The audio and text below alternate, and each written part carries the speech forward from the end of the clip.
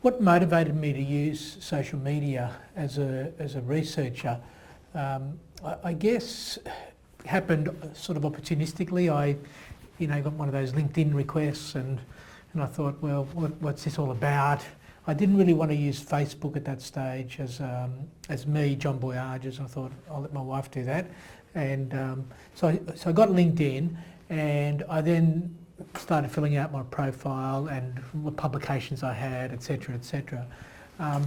And really just wanted to connect with other people, other groups similar to me. It might be breast cancer groups or and then the friend requests just kept coming and coming and coming. And I don't know how many requests I've got because I'm now in the 500 plus category.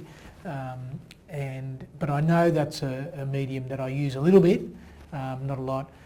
Later, when I published my first book, Breast Cancer Taking Control, it became clear to me that to connect with patients in particular, you needed to be in that social media site. So I created a Facebook page for my book.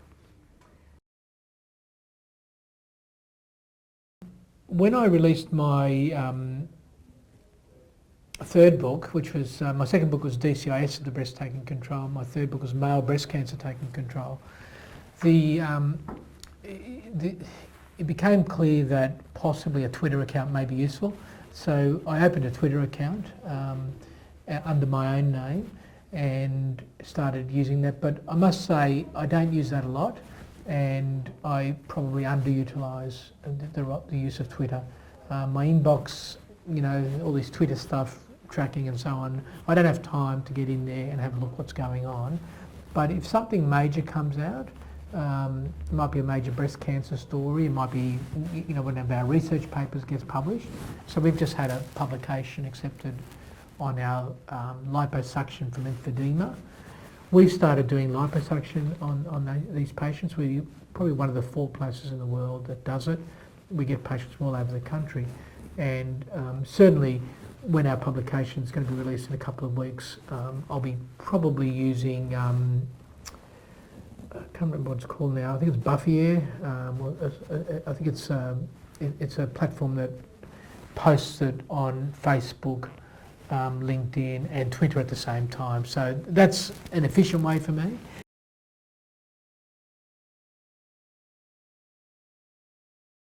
So opportunities for using social media, I guess for me, are background promotion. So that's important, particularly when you have media people connecting to your site as well.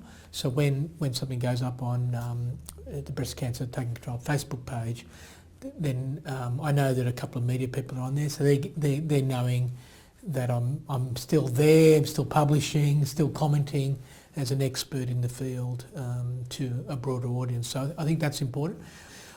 Sometimes I have patients contact me, and that's so it's good for reputation and brand building.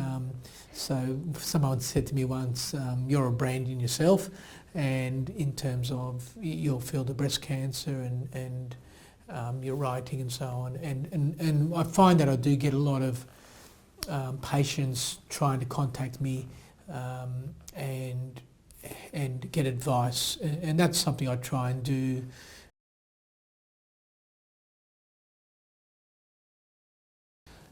So there are some dangers using social media. For example, last week I had a patient connect with me for my personal site, my own site, John Boyages, which is my family site, looking at my kids and grandkid and that sort of stuff. Now, I don't tend to like saying yes to that, but it also puts me in a very embarrassing situation. So it might be a patient you've treated, they want to become your friend, but that can be difficult, and I like to have barriers between my home life and my work life. The second risk is, of course, if you sit there all day and play with Facebook, the danger for me is I don't give it enough time, and I sometimes go 4, 5, 6 weeks without posting anything, and that to me, could make my site irrelevant.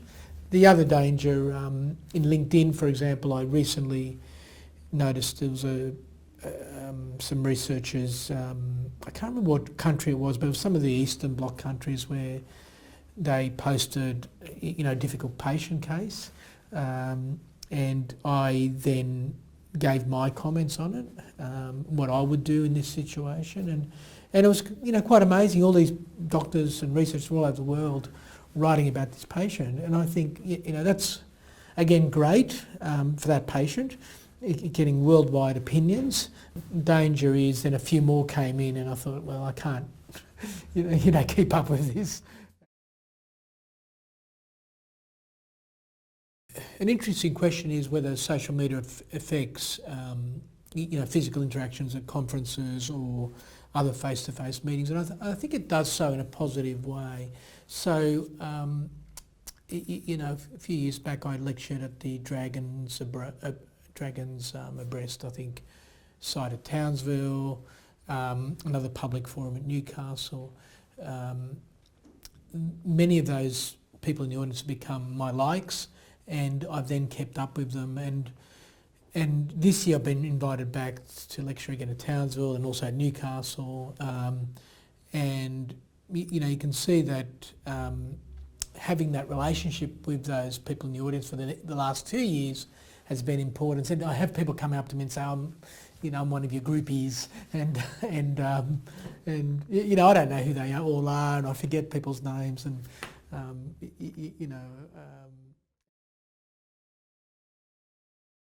Well, I use a few strategies. Number one, the medical librarian here sends me a list of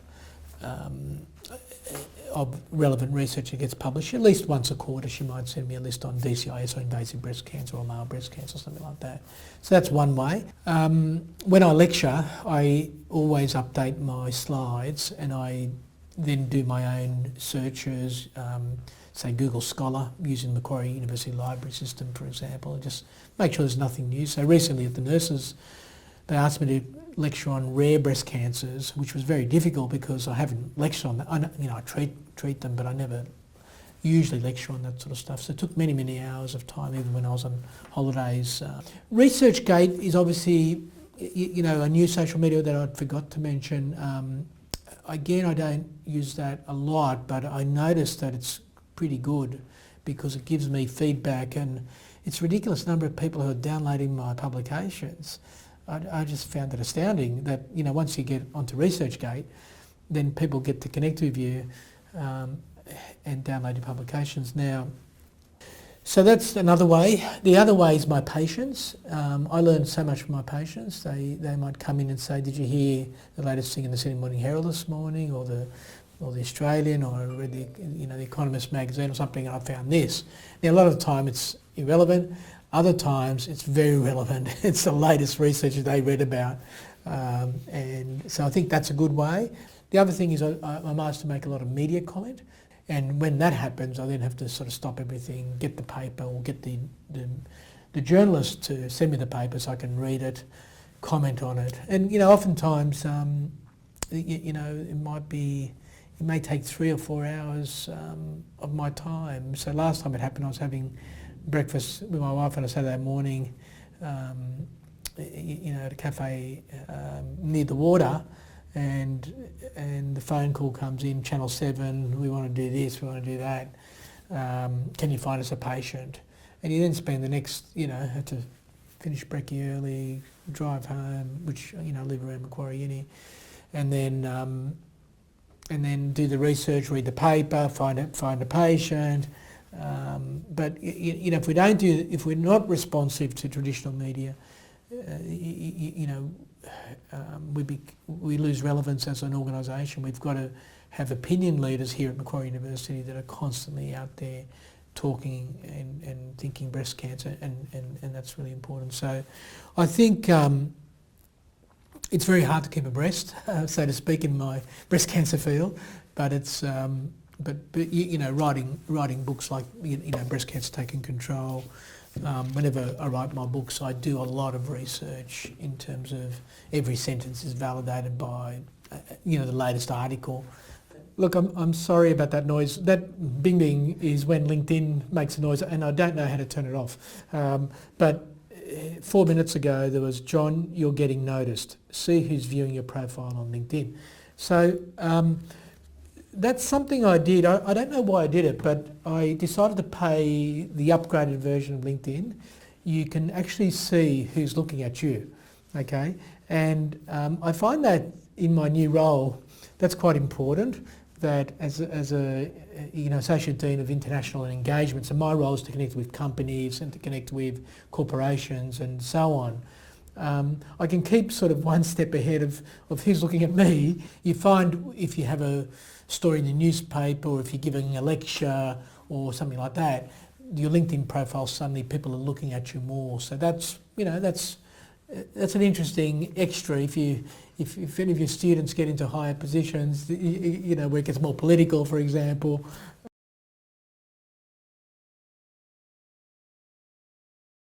I think it's really important that, by being out there, people see you as an expert. Now, I'm not saying you go out there and say crazy stuff or say stuff that's not true. A lot of it is how you present yourself, and we can become so enclosed in our little social media world, sit there with our iPhones and all sit there and then not have the communication skills to be able to write or to talk, and we write by SMS, so I think it's critically important that you present yourself as a warm person, as someone who can communicate, pick up the phone from time to time, or even handwriting a note to someone, I find is very important.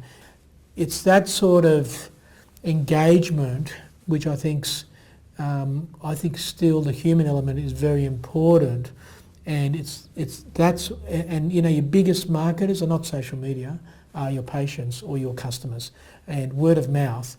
If I put a nice comment on your Facebook site or your breast cancer book site, how fantastic your lecture was, or that enhances your reputation, because it's not about you telling people about your reputation, it's about others saying you're okay. So I think that's important. Media is painful because it's often crisis management. You've got to drop everything and respond. But if you don't do that, they'll never come to you again. So there are challenges. But it's a very exciting world that your students are now entering, and I think many of you will create beachheads of your own, something you'll be really good at, and you're going to promote that through other social platforms that we haven't even dreamt about now. But I wish you all the luck in using it for good and not evil.